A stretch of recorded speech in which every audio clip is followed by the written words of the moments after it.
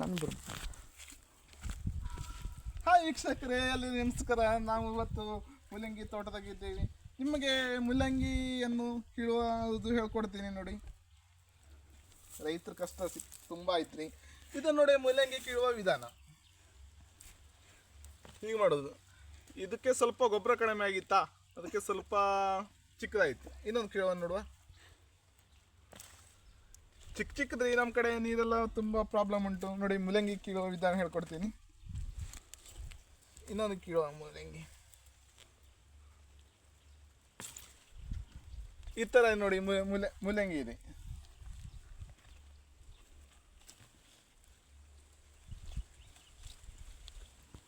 ಎಲ್ಲ ಚಿಕ್ಕ ಮುಲ್ಲಂಗಿ, ಸಾಂಬಾರಿಗೆ ಏನು ಇಲ್ಲ ಅಂತ ಮುಲ್ಲಂಗಿ ಕೀಳುವಂತ ಬಂದಿದೆ ಇವತ್ತು ನಾನು.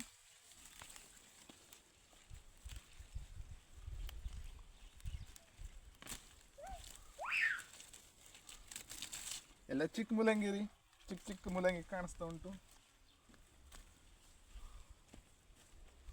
ಸಾಕು ಮಾಡಿ ಬಂದ್ ಮಾಡಿ.